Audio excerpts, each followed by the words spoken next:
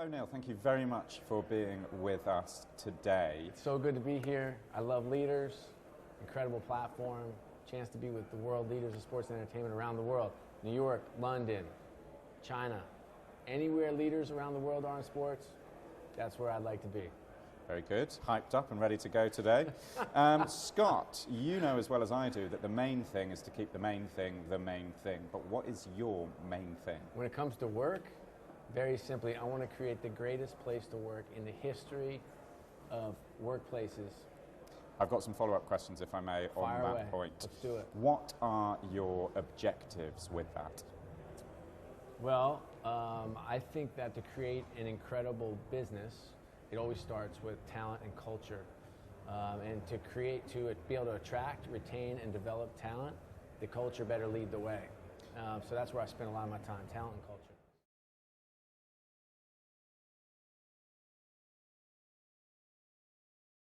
Well, I think when you set out to create the greatest place on earth to work, that's a pretty lofty goal.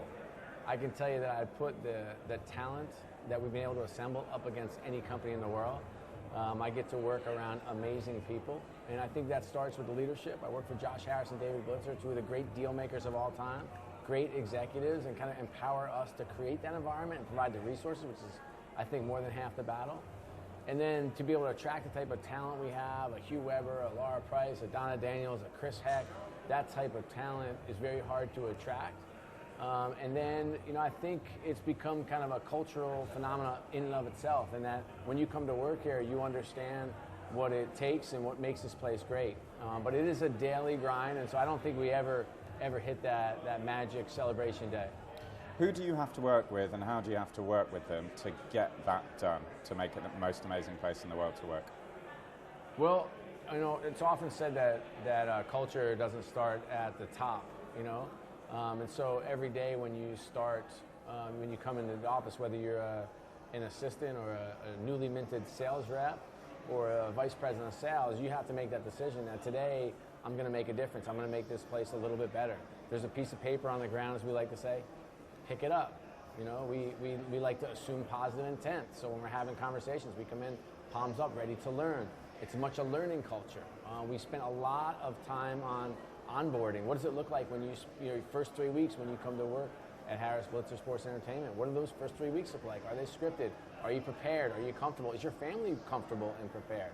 And how we get you indoctrinated into the culture and the place is very important. Diversity is critically important. So we have a huge diversity initiative, and so we have a very diverse workforce, and that starts obviously by the way we look and what we actually believe internally, but also diversity of thought. And so we do not. This is not kind of one size fits all culture.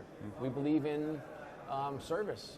So when you come to work here, you pledge 76 hours of service to the community. We shut down the office once a month.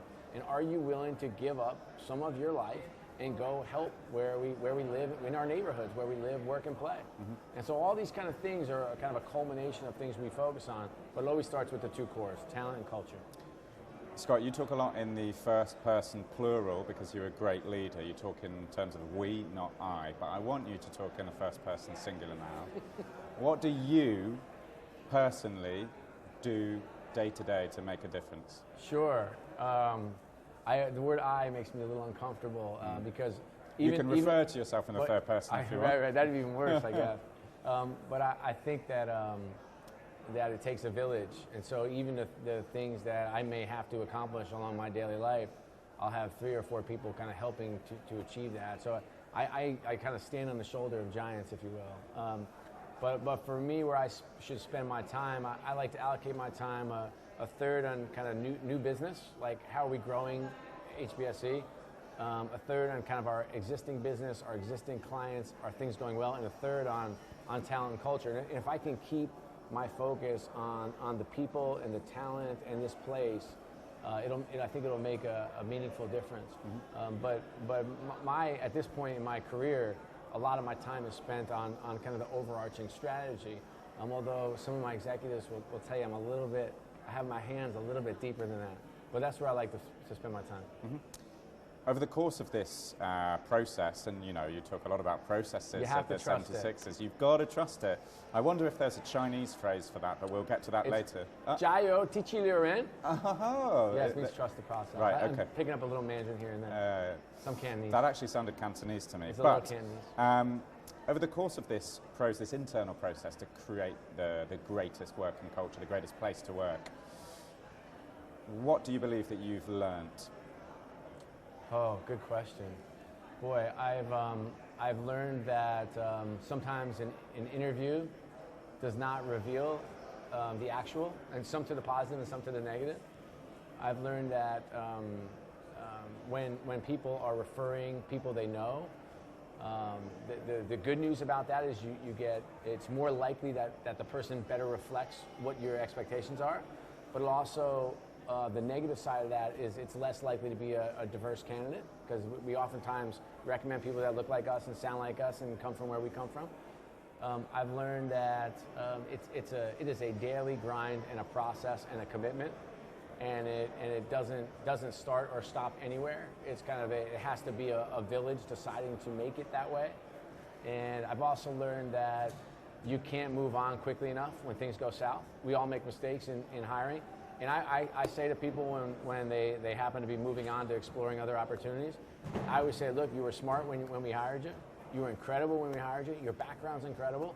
And there might not have been a fit here.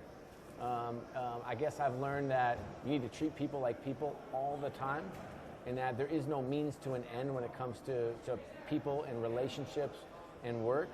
I've learned that you can have the discipline of a private equity company, but the love of a family, and that can actually coexist in a company. I've learned that oftentimes the bottom line is the bottom line, and that's okay.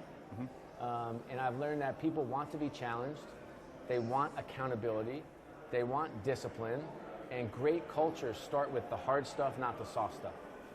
I was looking for one thing you've learned, but 15 will do, Scott. The final question, I've got a time machine around the corner, I'm going to invite you to get in it. We're going to go back to the moment that you joined this organization, 76ers back then rather than HBSE, I think.